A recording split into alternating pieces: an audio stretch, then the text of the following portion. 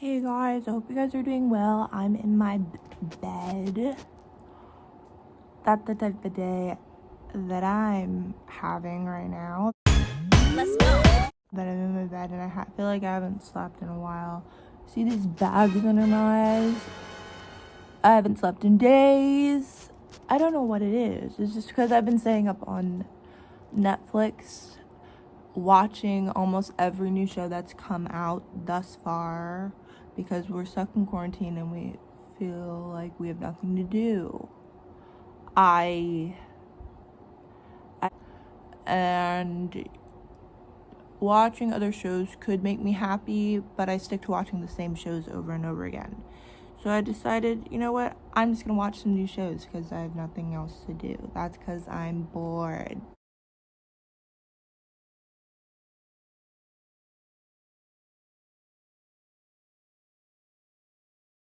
Shows that I have you've probably seen before. Like they've been on like the Netflix like channel on YouTube. Never Have I Ever, which is about this girl. She's like Indian American teen. She's dealing like with her difficulties of being a sophomore and going into her sophomore year and dealing with boys and friendships and the loss of her father, which was beyond sad. And but the girls like in the show really made the show, I feel like, because it talked about like a lot. It talked about sexuality and a lot of people's friends deal with that, and then it talked about friendships. We all go through friendships, we all go through losses in our lives, we all go through losing friends, gaining friends. You know, it's all part of the whole high school experience that everyone pretty much goes through in their regular day of life. Everyone is gonna have to go through this at some times, and it's a new teen drama that's actually really, really good. I watched it like in an entire day. You know, like when you can watch like that binge, that Netflix show, and you can just sit down and watch an entire day. This is the type of Netflix show that's just too good to like not too good to like not want to watch. I was eating a whole what was I eating? It was like eating like some trolley gummy worms I got from like Dollar Tree the other day, and I just like chomping because I wasn't even looking at how much I was eating. I was just like chomping and eating all the gummy worms. Next show is probably To All the Boys I Loved Before. We've all seen the first one with Peter Kavinsky and Laura Jean and their like little friendship, and then they become like lovers, and it's really cute. And so they made a second one, and then so that's like about like, so say if a guy you really like, you write him letters. This is like a concept like I've never seen before, but I have done this before. I did write this guy a letter one time to this other guy, and she ends up having to figure out which guy she wants to pick, either her boyfriend or the new guy that came to town, like the new boy that she likes, possibly. And then the other show that we, oh my gosh, this show, no, actually it's not a show, it's a movie. So I'm in Love with a Church Girl. That is a really Christian-y based type of movie if you like religion, and it's about a wealthy drug dealer who meets a Christian girl, which played by Adrienne from the Cheetah Girls. Chanel, I think it was her character name in the Cheetah Girls. You gotta shred like you need to free your mind, like you guys know. And then so she played in this movie, and she was really good, and she was just like a little Christian girl. And so she tries to help like this guy who's like a drug dealer who sells drugs. He goes to jail, and tries to just make him a better person, like takes him to church and makes him read the Bible, and she tries to convince him that God is real and that you should believe in God, which you should. And yeah, it pretty much sums up I'm in Love with a Church Girl. That's one you just gotta go see. Outer Banks, John B or JJ.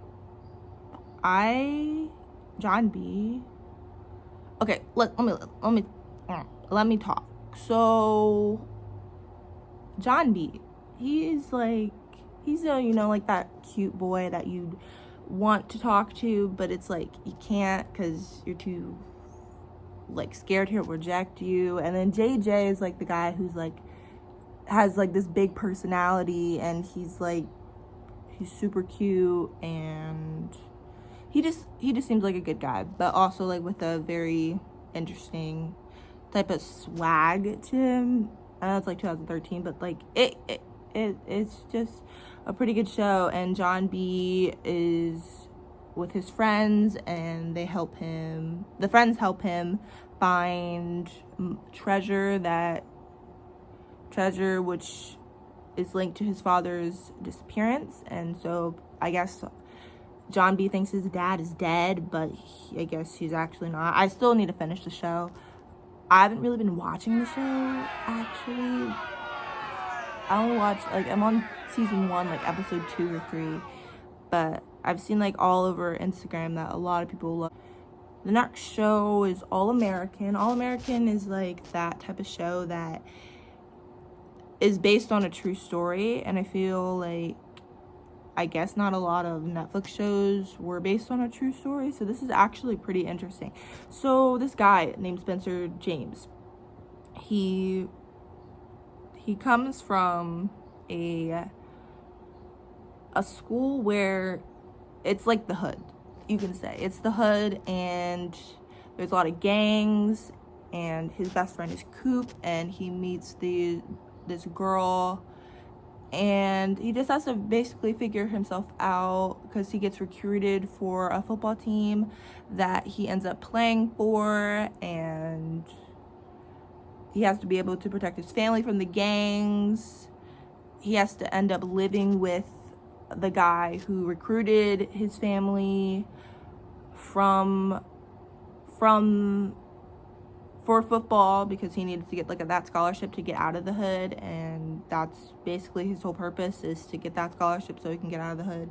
And throughout all this, he meets a couple people named Olivia. She has her own struggles of life because she was an alcoholic, and you know, that rehab. It's just really good, and I think everybody should watch that because it's just that type of movie that would just keep you on your feet.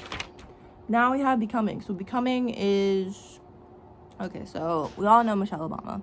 She was amazing woman, amazing role model to young people. I love her so much. She's one of my favorite role models. But Michelle Obama, she came out with this documentary on Netflix. I think it just recently came out a couple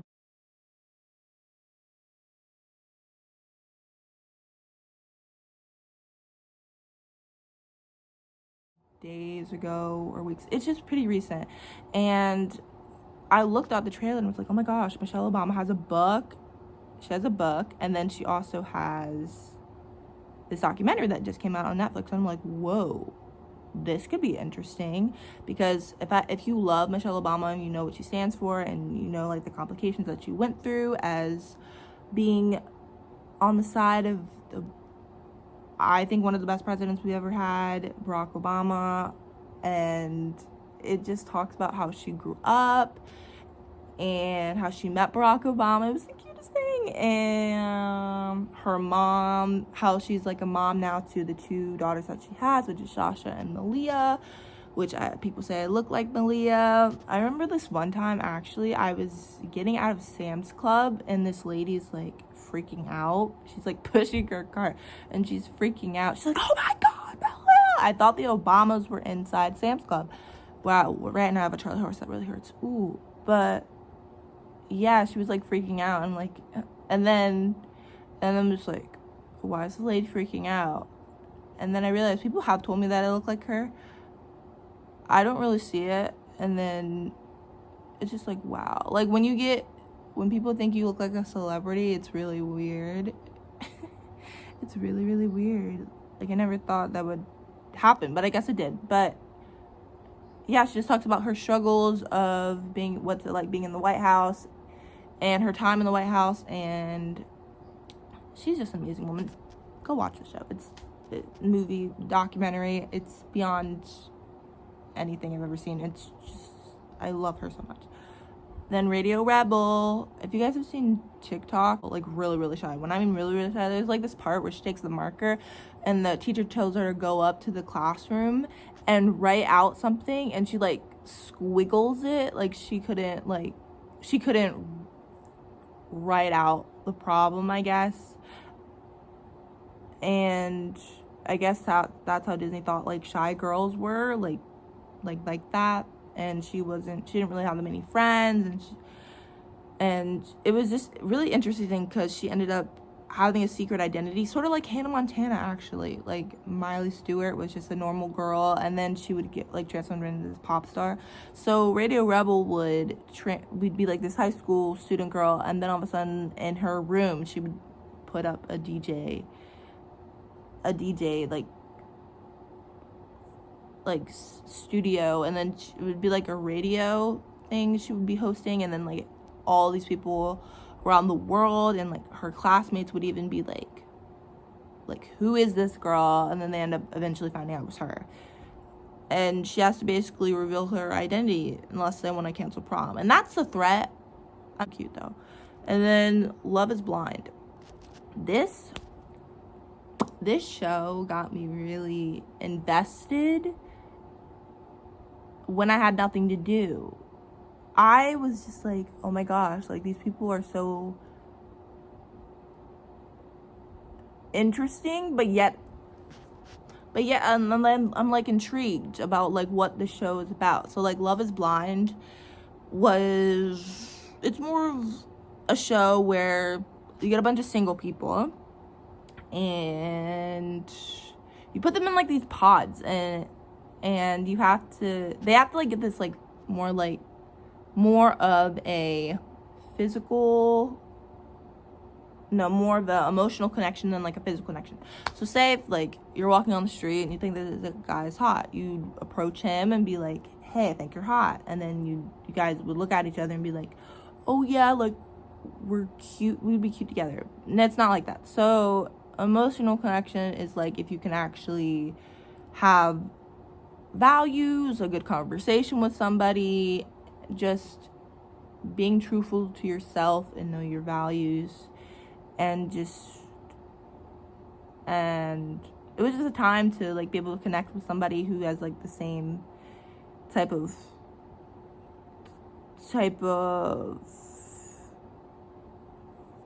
not like experience, but just same energy, I guess. And